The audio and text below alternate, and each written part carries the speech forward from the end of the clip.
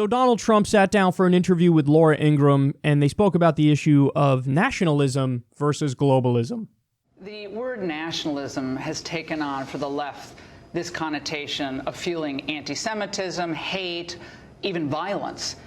Do you think that is fair, and do you want to further clarify what nationalism means to you? To me, I don't have to clarify. It means I love the country. It means I'm fighting for the country. I look at two things, globalists and nationalists. I'm somebody that wants to take care of our country because for many, many years, you know this better than anybody, our leaders have been more worried about the world than they have about the United States, and they leave us in a mess.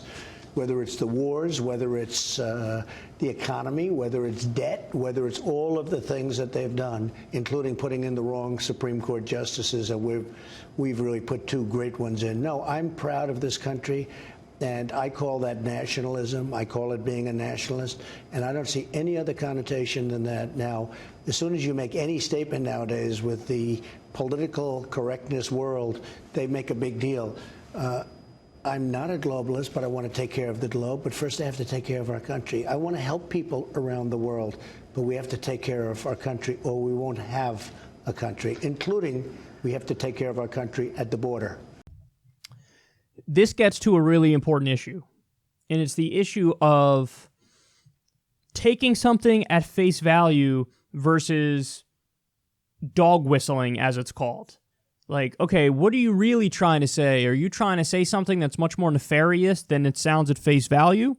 Because I've seen it on Twitter. I'm sure many of you have seen it on Twitter, but the goalposts keep moving when it comes to these labels and when it comes to definitions. And now, like, I even saw Max Boot say, it's not just a globalist that's an anti-Semitic dog whistle. It's also neocon. And it's hilarious because Max Boot had written articles about George W. Bush saying, oh, George W. Bush is ushering in a neoconservative foreign policy, which is a hawkish foreign policy, and I support that. And I'm often lumped in with them, and I like that. So, is there such a thing, let's start with this. Is there such a thing as a dog whistle? Like, okay, you're saying something, and the thing that you're saying doesn't sound that nefarious, but to people who are educated on the topic, if you scratch beneath the surface, what you're saying actually is nefarious and is a lot more extreme than it looks. I think that dog whistles are real, but that doesn't mean that every time somebody claims there's a dog whistle happening, that there is a dog whistle happening. Now, here's my point on Trump. For the media, don't do the speculation, the conjecture, the assumption game when you don't need to talk about dog whistles when Donald Trump oftentimes gives you human whistles. So you don't need to do what this really means is this. No, he's giving you enough where he just flat out says it. I mean, the dude in his last, speech to Congress, his State of the Union, he bragged about signing a pro-torture executive order on that day. That's what he did. So you don't need to be like, well, when you read between the lines, what I think he's saying is, the motherfucker says he's pro-torture. Talk about that. Talk about that. Like Jon Stewart said in the previous segment, you don't need to get caught up on this in the scandal du jour based on something he said. I don't care about his insult. I care about his injury. So in other words, what policies is he in the process of implementing that everybody could say, you know what? I don't agree with that. That seems like a fucked up thing to do. And dude, the list goes on the policy front, where he's a disaster on the policy front. I mean, how many of you knew that Donald Trump signed a bill about the internet? It's about internet privacy. This bill literally had a 6% approval rating. 94% of Americans did not support getting rid of your internet privacy rights. Every Republican supported it, and then Donald Trump signed it. And you didn't hear a fucking blip about that, did you? But what you just saw here, nationalism versus globalism, Trump mentioned that in a speech recently, and it was covered for 24 hours straight, and every single person who commented on it was like, that's obviously him saying he's a white nationalist, not just a nationalist. Now, are Donald Trump's border policies oftentimes bigoted? Yes. Are they bad, and do I disagree with them? Yes. But I can disagree with him on the actual merits of what he's really doing. For example, we covered a story. There was a giant increase. I forget the exact number now. Forgive me. It's not like me to forget the specific number. Usually I know my numbers pretty well. But there was a giant increase under the Trump administration of targeting and deporting undocumented immigrants who are not also violent criminals. Giant increase. So I don't agree with that, and I'm going to fucking call that out because I think that's bullshit. There's a giant scandal about how ICE at private prison facilities is literally doing forced labor. So ICE is engaged in slavery. I don't need to speculate about something Trump said when I have what his administration is doing, and that's bad enough. I don't need to read between the lines. I don't need to go, oh, well, what he really means is this. No, I can look at what he's actually fucking doing and call it out and say, this is fucked up. This is wrong. Here's what we should do that's a better policy. But again, it's too on the media, it's too much of, oh, what he means when he says this is this. He said nationalist. What he really meant is he's a white nationalist. What he's really doing is saying he's racist. When he goes after the globalists, what he really means is, hey, I'm an anti-Semite. You want to go after Trump when it comes to policy involving Jews?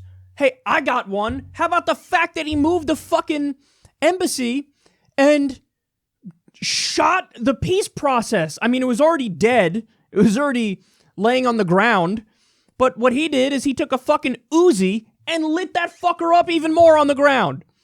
So there's an actual criticism of him. A real criticism. Hey man, you keep arming the same guy, Netanyahu, who did a slaughter fest in Gaza in 2014 and killed 80% civilians, and he's a freaking war criminal and should be brought up on charges, and you just arm that son of a bitch.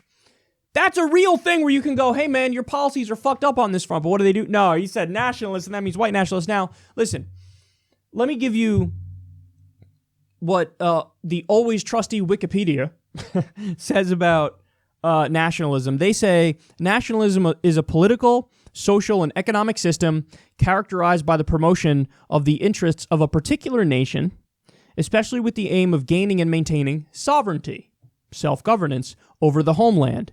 The political ideology of nationalism holds that a nation should govern itself, free from outside interference, and is linked to the concept of self-determination. Doesn't matter how much the media shrieks and moans and squeals. What I just read to you right there is something that the overwhelming majority of Americans support. Now, I get it. Nationalism does have other connotations of almost like uber patriotism. This idea of even when your country is wrong, don't criticize it and don't try to fix it. Just kind of fall in line in a zombie-like way. So I'm not saying there are no negative connotations of nationalism. There absolutely are negative connotations of nationalism. But what you've done is you walked right into this trap that was set up where Trump is just begging for you to fucking criticize him over this. He's just begging for, that's why he said it. He said it because he wanted the criticism over it. Because his framing is, you're fighting on his turf. Because he set up the framing. Nationalists versus globalists. There are some people who want to give away all of our sovereignty and let the UN dictate everything. I'm not like them. I want to make our own decisions. I want to do what's best for the people in the United States of America. You're not going to win that battle with him. You're not going to win that battle. He's going to win that battle 10 out of 10 times because no matter what you try to tell him he's saying, he's going to say, no, I'm not saying that. What I'm saying is I believe in sovereignty and I believe in us taking care of our own country before we try to fucking take care of whatever, Afghanistan. You're not going to win that fight. Why would you walk right into that trap? Why would you do it? Why would you do it? It's amazing how much they fall for. And Trump is not a fucking clever dude, man. He's really not. I think he's one of the greatest con men of all time, but I don't think he's that clever. And this is something he did, just couldn't wait for the backlash, and he got the exact backlash that he wanted, and this was an entire news cycle. And at the end of it, even people like me are sitting there watching it going, why would you fucking argue with him about this specifically? Because you all know he's going to come out and say, no, I don't mean globalism as in I don't I don't like Jews. That's the argument that they're making against him, that's anti-Semitic. He's going to say, I don't mean nationalism as white nationalism.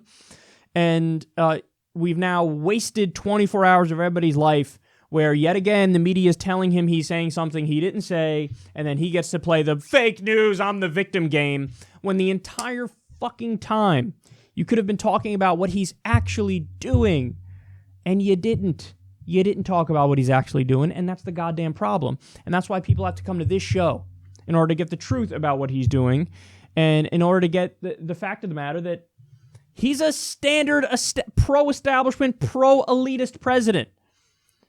You know, he's the establishment on steroids.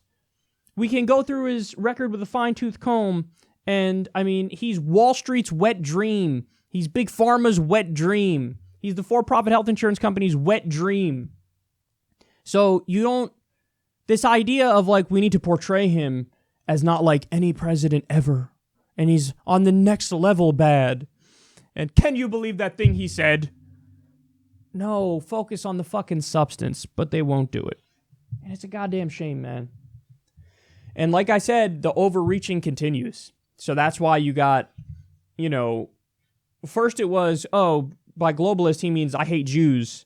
And then now Max Boot took that and ran it into the end zone and said, oh, and then, oh, by the way, everybody who talks about the neocons, they're also anti-Semitic. And then, by the way, that's not it. People took it even further and said, oh, anytime you rail against elites, you're anti-Semitic. Oh, God damn it. What the fuck? See, all of this helps Trump. Because now, when somebody like me, who of course is not an anti-Semite, comes out there and says, hey, billionaires shouldn't be buying our political system. These elites ruin everything. There's going to be some idiots out there who go, oh, why do you hate the Jews? I didn't say that. I didn't say that. So here we are. More outrage, helps Trump even more, attack him on the right things, and then his approval rating would be like 7%.